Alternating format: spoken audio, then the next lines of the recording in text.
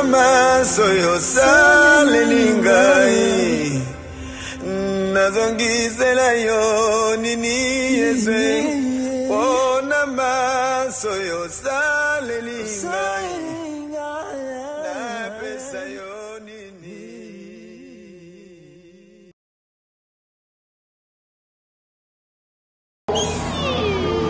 Un moment où les christianismes et les gens veulent se rendre loisifs, ils ne veulent pas être très actifs. Je peux vous le dire, les plus actifs que vous êtes dans l'église, les mieux vous arriverez dans l'église. On va donc prier pour nos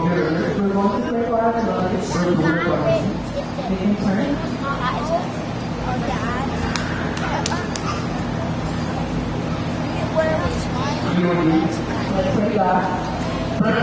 Créateur des cieux de la terre, celui qui a créé l'homme à son image et à sa ressemblance, et qui nous a donné le pouvoir d'assujettir toutes les choses. Parce que tu savais que tu as mis dans l'homme cette capacité d'accomplir les œuvres de Dieu. Je te prie ce soir de te dire merci pour la vie de chacun de ces frères et sœurs qui se sont dédiés pour travailler dans chaque département de cette église. They have tried in all the departments in the church. Je te prie, oh Dieu, pour que tu les expliques, so that you may equip them, que tu les donnes tout ce qu'ils ont besoin, so that you may give them all that they desire, spirituellement, spiritually, physiquement, physically, intellectuellement, intellectually, matériellement, materially, afin qu'ils accomplissent leur travail à bon escient. so that they may accomplish the work of the Holy Gloire for the Lord. au nom de In Jésus. the name of Jesus. Que Dieu Tout-Puissant que vous servez May the powerful God you vous serve accompagne et vous bénisse go with you and bless et you fasse réussir votre travail in your work, et vous récompense and may He work you au in nom power. de Jésus. In the name of Jesus. Amen. Amen. Merci beaucoup. Vous pouvez rentrer. Je dois dire que dans l'Ancienne Alliance, Dieu avait prévu qu'il y ait un protocole de la façon des services, de l'adoration qu'on devait lui rendre. Et ce protocole a fait qu'il y ait des gens qui devaient être des prêtres, qui devaient apprendre. Même quand on était lévite, on était dans la famille des prêtres, comme on dit. Mais pour être en exercice, vous devez apprendre comment recevoir l'animal que les gens amenaient, comment le mettre sur l'autel, comment il fallait le disséquer, comment entrer dans les lieux saints, dans les lieux très saints. Il y avait une formation de ces lévites-là.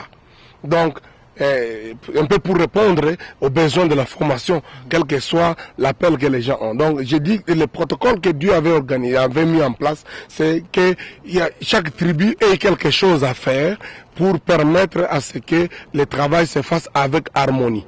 Donc ce qui a fait que les Lévites étaient une famille qui était consacrée au service sacerdotal. Ils avaient d'accoutrements particuliers et ils se nourrissaient de ce que les autres gens produisaient et amenaient à la maison de Dieu et leur donnaient, les servaient avec des dîmes et tout le. Donc moi je crois que c'était un plan de Dieu pour faire ça. Quand nous lisons le Nouveau Testament parle du sacerdoce universel, comme je vous ai dit dès le départ, que Dieu en Christ nous lance tous l'appel pour servir, offrir des offrandes de nos actions de grâce, de nos confessions, de nos louanges à Jésus-Christ et de notre engagement pour notre reconnaissance au Seigneur.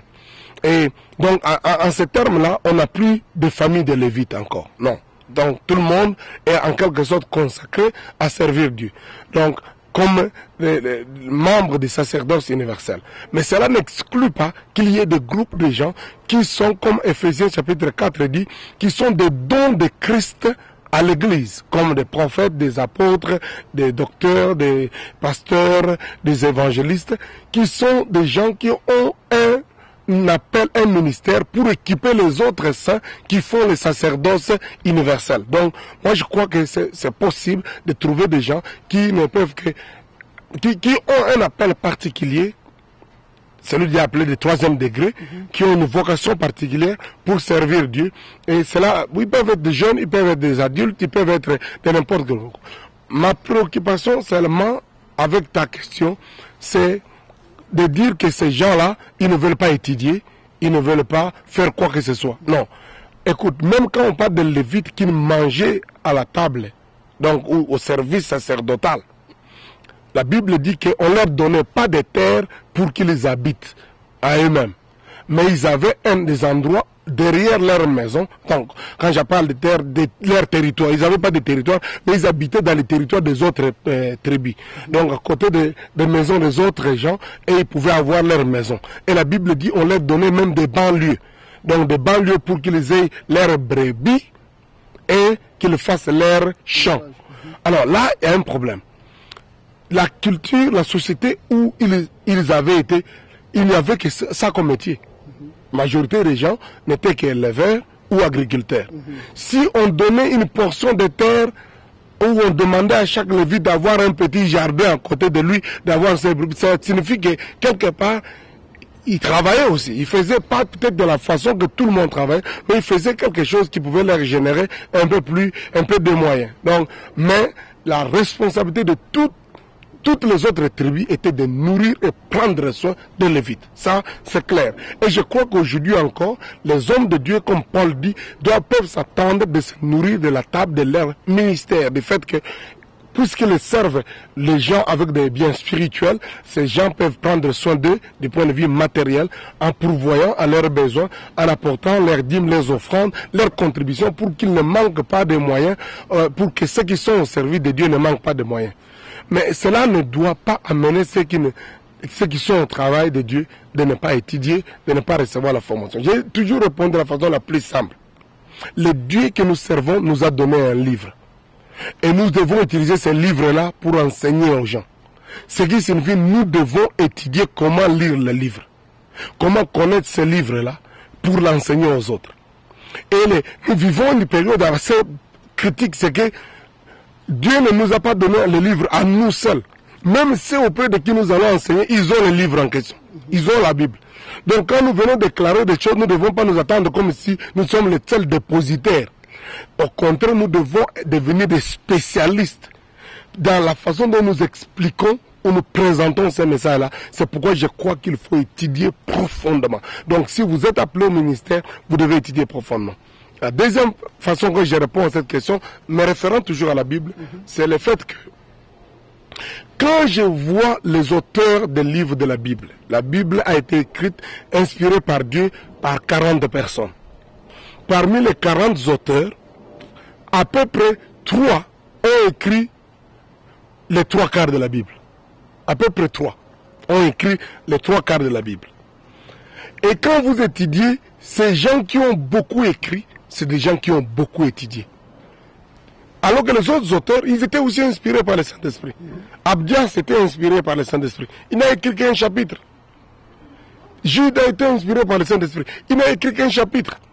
Je ne voudrais pas les traiter des ignorants, mais on se rend compte que des gens comme Pierre, qui n'avait comme arrière-plan qu'être un pécheur et a fait 3 ans à côté de Jésus, ne pouvait pas écrire autant de choses qu'il a. Alors que quand l'histoire de l'Église nous montre que l'évangile de Marc, c'est au fait Pierre qui racontait l'histoire de Jésus à Marc. Mais comme Marc a étudié, il était quelqu'un qui connaissait comment coucher ça en écrit. Il a pu écrire l'évangile de Marc. Donc vous voyez ça. Donc nous nous rendons compte des gens comme Moïse qui ont étudié. Moïse a étudié dans l'université égyptienne.